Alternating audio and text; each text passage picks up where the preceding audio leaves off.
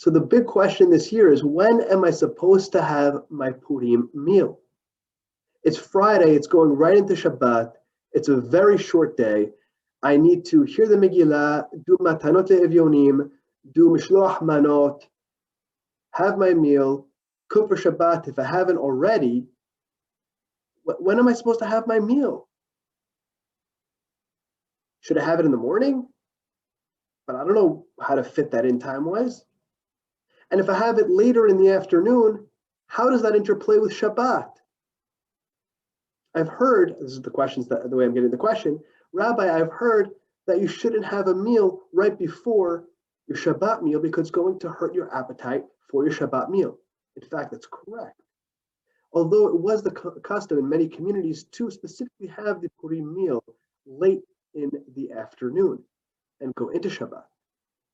But there are certain technicalities of how that would play out and how that would work.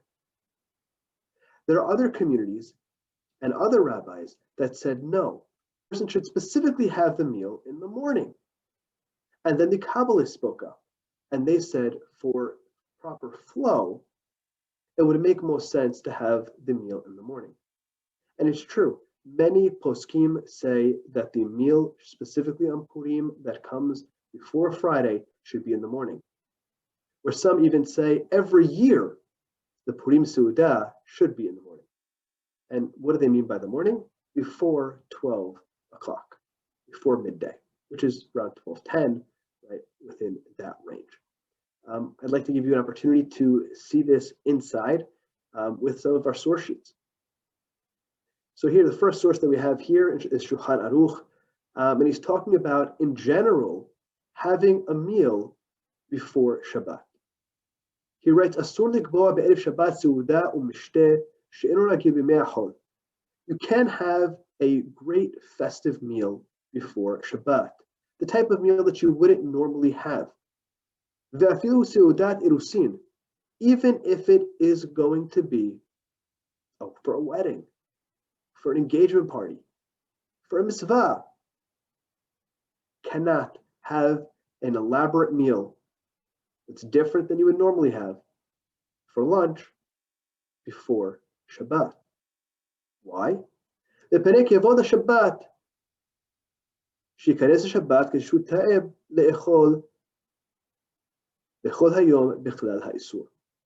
the problem is that we need to go into Shabbat with a desire to actually eat our Shabbat food. If we've just had an elaborate meal, like a wedding meal, you're going to come home and you're not going to want to have your Shabbat meal. You're going to be full already, or at least not really desirous or excited to have the Shabbat meal. And is that kavod? Is that honoring the Shabbat and coming into the Shabbat with great joy? It's not, unfortunately. So Maran Shulchan Aruch writes, Asur, it's forbidden to have this elaborate meal on a regular Friday coming before Shabbat. The Rema, though, notes something very interesting. He says that specifically for a Brit Milah or Pidyon HaBen, you can have a meal on Friday, a festive meal. And the reason being there is, it's not that you chose before Shabbat specifically to have the wedding, engagement party, but it was the 8th day from when the child was born. The date of the mitzvah, the zeman, the time, caused this right now. I'll read it to you. The Seuda shezimanah be'erev Shabbat. Its time was specifically on Friday. Not that I made it that way, but it's the 8th day. Or for the day of the Pidyon HaBen, when that's supposed to be. So later poskim write that even if we have pushed it off, and it's not exactly the 8th day, not even just for medical reasons, that still you can have the festive meal because you shouldn't push it off any further. The zeman, the time of the mitzvah is right now. Should do the mitzvah and celebrate the mitzvah and have the meal. But in other circumstances, a person should not have such an elaborate. So continuing with this halakha, but what about eating and drinking without having an established meal? Right? There's specific halakhic parameters of this. If you're talking about cake, let's say 3 to 4 egg volumes of cake. I talk about volumes, not weight. That's a whole nother conversation. But a certain volume of food, right, that would be fine, right? That would be totally permitted according to the letter of the law. Now, he writes, though, at the end here, אבל מצווה להימנע מלקבוע סעודה שנהוג בה בחול, 9 שעות ולמעלה. But you really should refrain from having an established meal, right? He's not talking about something elaborate, right? This is talking about, just like we said above, a person could have, even afilu seuda shenagil ba b'chol, even having your sandwich, your lunch, you can have that according to the law. But Maran Shulchan Aruch says, but once 3/4 of the day is kicked in, it's the 9th hour of the day. No. Not that it's forbidden, but that you should not have that late lunch because it's already kicked in as the 9th hour and it's too close to Shabbat. It's going to spoil your meal. Thereby, do not have that established great volume, normal volume, as you would have for a normal lunch. So many of us have appetizers, mazeb, on Friday afternoon. Not exactly what he's talking about here. Mazeh, something like that, is smaller, not established as a regular lunch meal that you would be having on a normal basis. It's a kibbutz, 2 kibbutz, something to that effect, or pigs in a blanket, or knishes, or whatever it is that you're having pre-Friday, right? But definitely do not establish a meal from the 9th hour and onwards. Doesn't say it's forbidden, but says a person should hold back from it.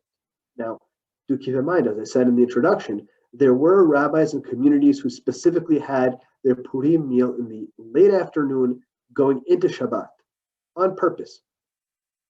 How did they do that? We're going to see. Even if you started from before Shabbat, once Shabbat hits, you must stop eating until you say Kiddush. But you need to recognize that when I say Kiddush, that doesn't necessarily mean al hagefen, the beracha, the blessing on the wine.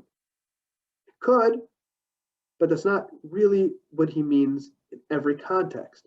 Kiddush means to designate. Verbal designation is done often on wine.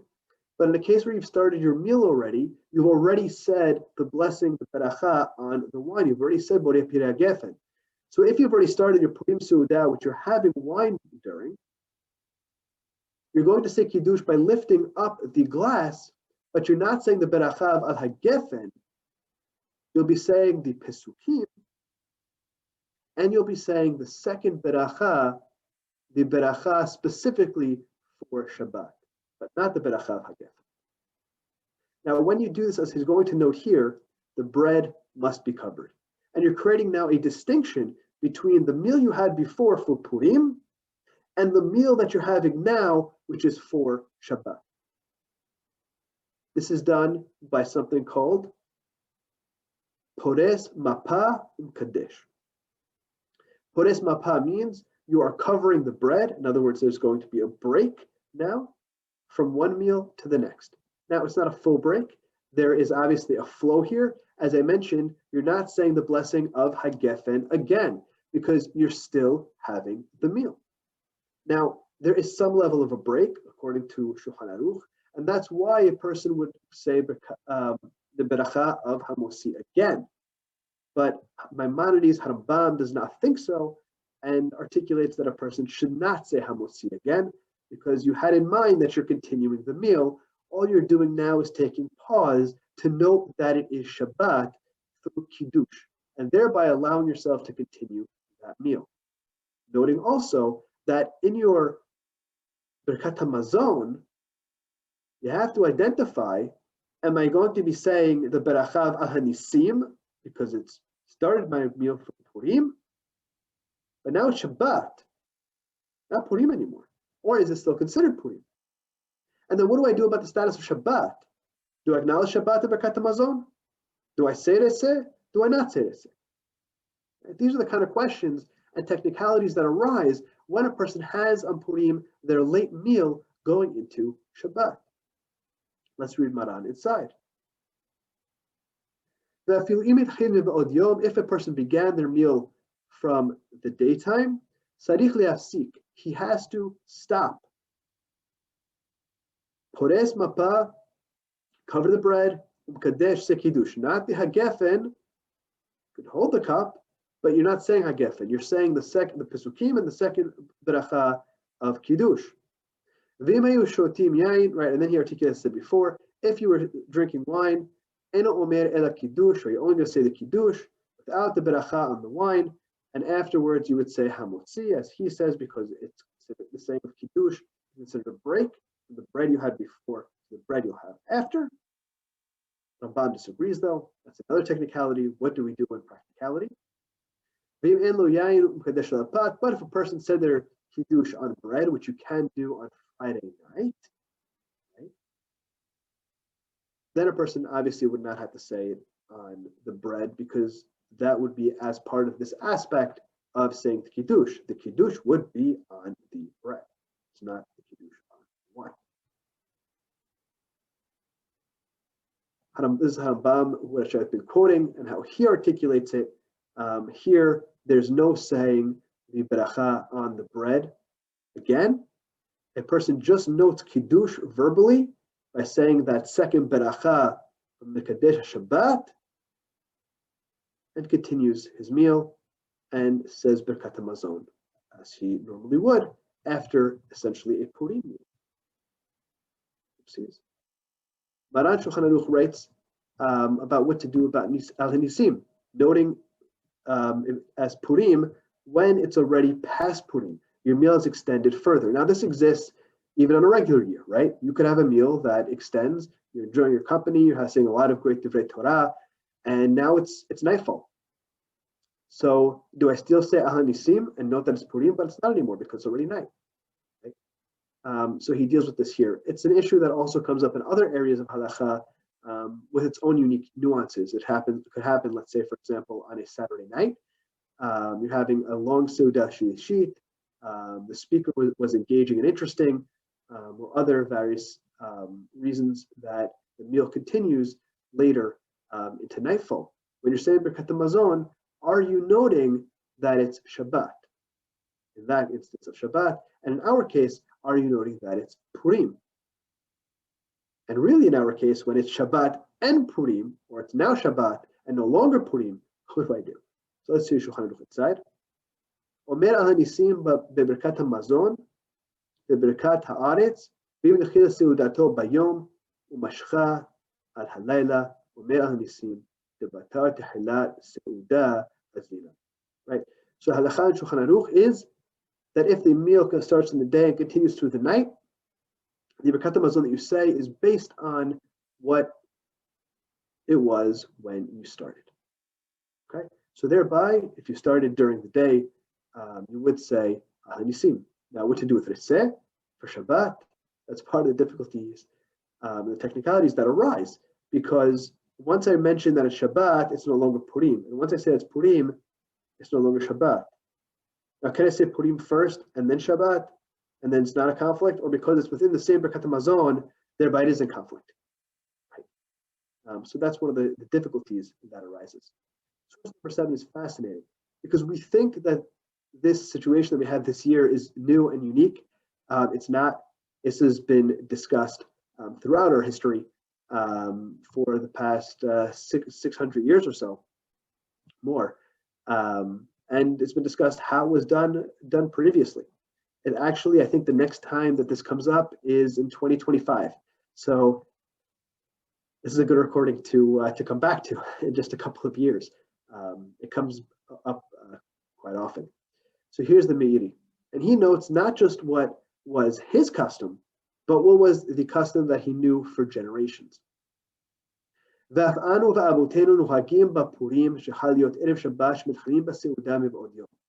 was our custom and our forefathers' custom that on Purim, that comes out on a Friday, that we begin the Seuda later. Ad sheyikadesh hayom, uforsin Mappah umkadshin v'gomrim et Seuda. And we continue the meal into Shabbat. We do as we described, we cover the bread, say kiddush. He doesn't say hamutzi again, he follows Rabbi here. You finish the meal, and you do say ahanisim. He brings another interesting reason here, not just because we mentioned before, as we mentioned before, but that the miracle also was on the next day, on Shushan Purim, and thereby it's also appropriate to note Purim then as well. So that's really fascinating, that the way the Meyer did it was in the afternoon. Also in Egypt, if we forget the dates, about 120 years ago, 130 years ago, 150 years ago, kind of in that range, Rabbi Raphael Aharon ben Shimon notes that it's the appropriate custom, the right thing to do, to have the meal late in the day. Now, we'll note very quickly that many rabbis disagree with him, but you should understand that Rabbi Raphael Aharon ben Shimon was the chief rabbi of Egypt, a very distinguished chief rabbi. His Shelod Teshuvot, Misur Devash are incredible works in scholarship, but also in style, in clarity, in organization. Unbelievable, tremendous hacham. So he is very, very much revered in my eyes. This is from Nehar Mitzrayim, which is a book of minhagim, customs in Egypt. So he writes here about Purim that takes place on a Friday. Ushechal Purim be'erev Shabbat, when Purim falls on a Friday, haminhag hayafeh v'hanaim. What's the beautiful, nice minhag that we have? La'asot Seuda ba'erev, to have the Seuda late. After mincha, go ahead mincha, and later you should have the Seuda. Right. Actually, just to clarify, he didn't say at that line that that's what they did. He writes that's what a nice minhag is, but he writes the minhag, which is nice and pleasant. So my assumption there is that's what they did, but that's not exactly what he articulates. Pores Mappah and in the middle of the meal, exactly like we've articulated, cover the bread, say kiddush, just like Rambam, not like Maran, it seems, and you continue just like you would into Shabbat meal. And he quotes Maharikash as he had articulated as well. You say Birkat Hamazon as well, and they used to say Birkat Hamazon on a glass of wine. Okay, you're saying ahanisim as he notes, and afterwards and afterwards you say arbit of Shabbat. Now there's another technicality, right? So there are many rabbis that bring up that they're worried that if you do it this way, the people are going to forget to say arbit. They had this really extended meal, festive Seuda from Purim, going into Shabbat. They've obviously had a few drinks, hopefully of wine. They're not too tipsy though. Are they going to remember to say arbit? Many rabbis are worried about this. Rabbi Raphael Aharon ben Shimon was not. And he writes, V'zohi haderech hayoter ishara. This is the most straight, appropriate path to take. His advice, have the meal of Purim before Shabbat, late and go into Shabbat. But obviously to do it with the instructions that he gave, Pores Mappah umkadesh. Then he has an interesting line here, which is either disagreed with or it changed later.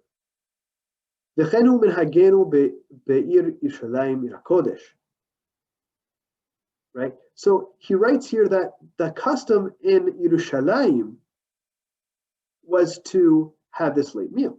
Now it's interesting to note that others don't see it that way. Like, for example, Rabbi, the current chief rabbi of Israel, Rabbi Yitzchak Yosef, he sees it as the custom in Yerushalayim to have the meal in the morning. So the question was, are they looking at the same thing differently, different parts of the same city? Or is it that he's talking about over 100 years ago And over that time period, the custom changed, which is also a possibility. But now he writes, right? In the beginning, he didn't write that was their custom. At the end here, he writes, "V'chen anachnu nohagim." This is what we do here. We have a late meal. V'chen nohagim rabim mirei Hashem v'choshvei shemo. And that's what many of those who fear God also do. Now, Rabbi Ovadia Yosef very, very, very much does not like this, as he articulates in Yabiya Omer,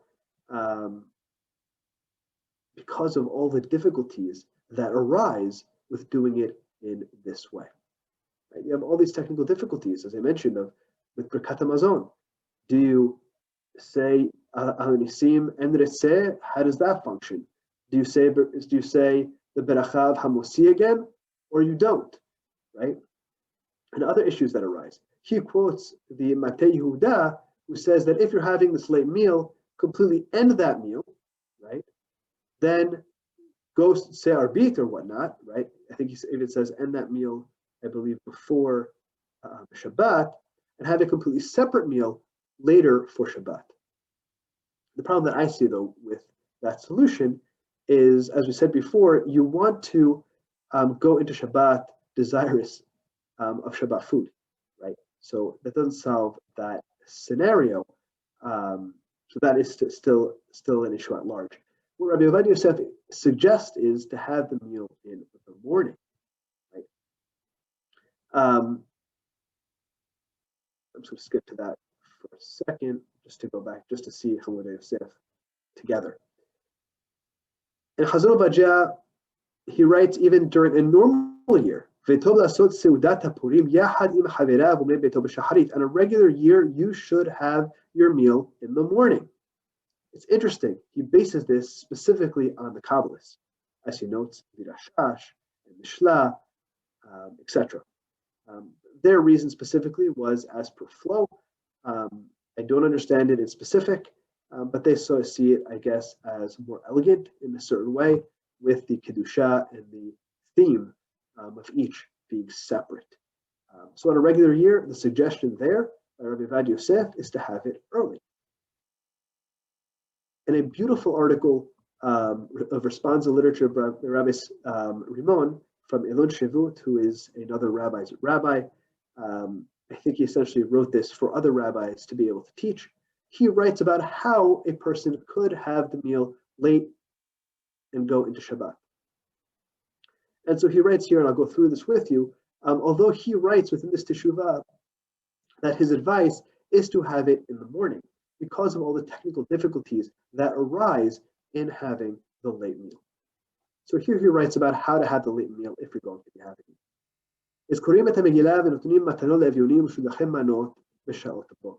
Right? So the benefit, obviously, of having the late meal is that you focused your mitzvot of gifts to the needy, to the poor, and those in need, and gifts to those who you like to befriend, mishloach manot, ish l're'ehu, and mikra megillah. You've got those done first.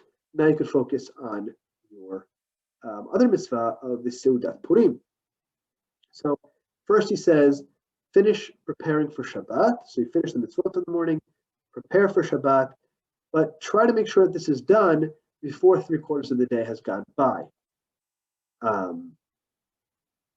So you don't want to run into this issue of Maran, but you basically run into that issue anyways, because you're not going to be entering Shabbat with a desire for Shabbat food. It's really kind of the same meal that you're having.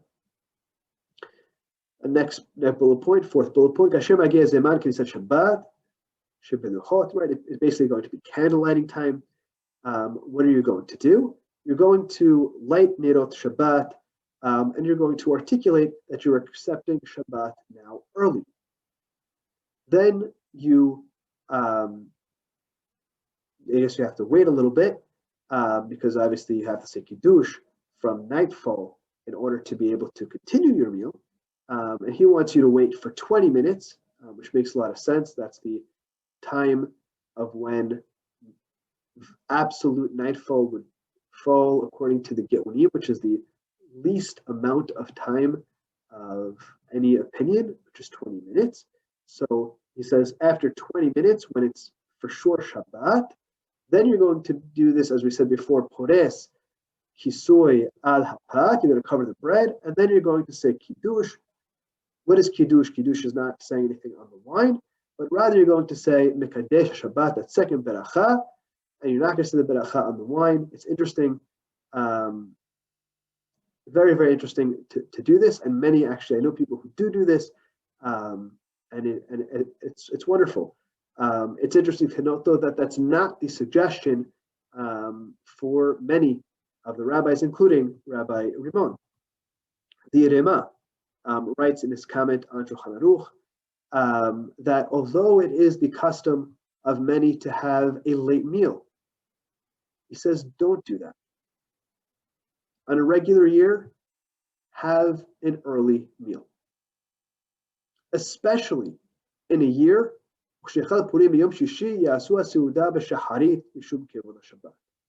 Right?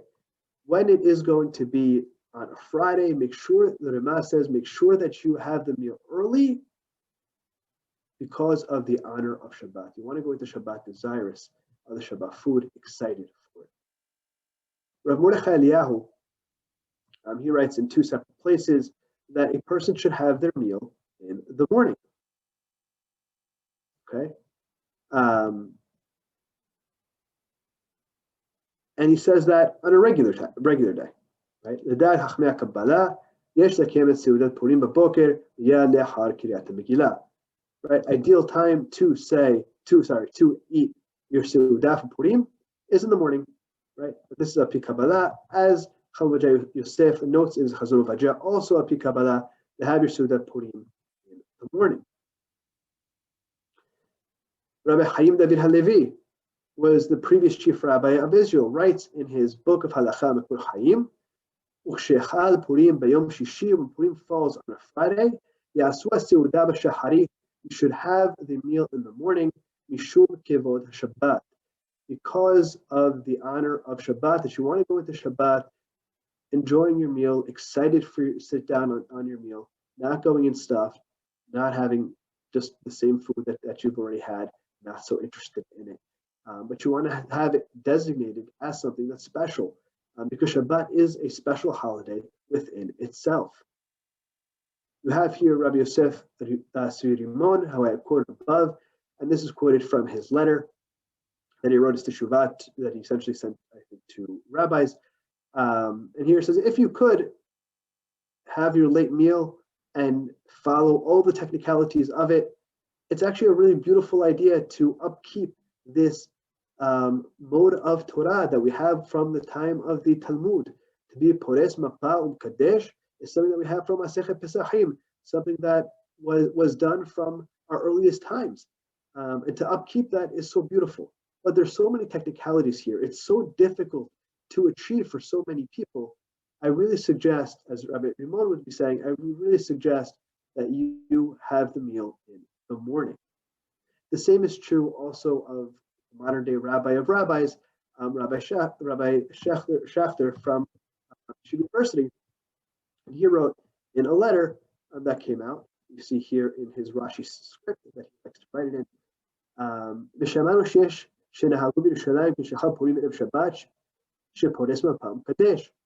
heard that there's a custom that's done within Yerushalayim that people do this. They're Pores Mappah Kadesh. They have the late meal and let it flow with the Shabbat, with the technicalities. But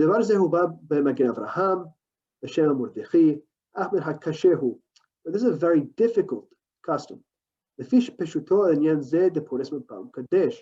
Right? Even just as it is basically of how does a person actually achieve this?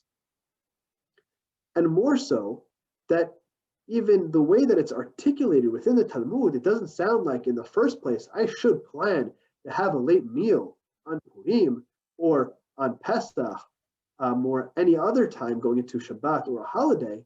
That's if a person had a meal that happened to continue into Shabbat, this is how you should handle it. And that's the way it sounds like from the Talmud all the way through within Harambam and Shulchan Aruch as well. And that's what he articulates here. In Yan Shel B'di'avadhu, this is once you're already stuck in the situation, how do you handle it? Im ken ira, that's bad, but if it happened, but a person shouldn't first have a late meal. The late Seuda of Purim, planning to be Pores Mappah Kadesh, Rabbi Schechter says. And then he sends you to look in the Maharim, or also articulates that's only if you're stuck in the situation, how to handle it. Sad lomar de Purim shechal Erev Shabbat hashiv kemasav shel b'diavad. But he says, you know what? Maybe the truth is that I'm stuck in this situation because, listen, it's really difficult on Purim to handle all of these halachot before Shabbat actually kicks in. How am I supposed to hear the Megillah, switch with my wife so she could also hear the Megillah, make sure that I've been in contact, right? At Purim, you want to be in contact, make phone calls to those people you haven't connected with, to really connect with people, have family Zooms, reach out to people you haven't spoken to, send mishloach manot, give to charity, to help other people in so many ways, and still have time for Seudat Purim. It's very difficult to set it up in the morning. But I didn't even mention having already for Shabbat.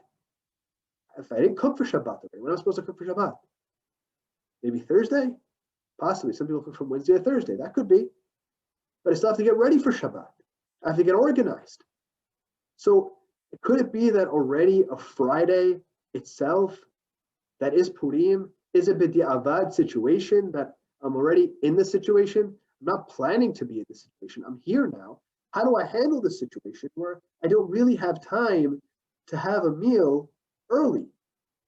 Where the suggestion is to have it, let's say, before Hatzot, before 12 o'clock, or at latest to have it before 3 o'clock. It's really difficult.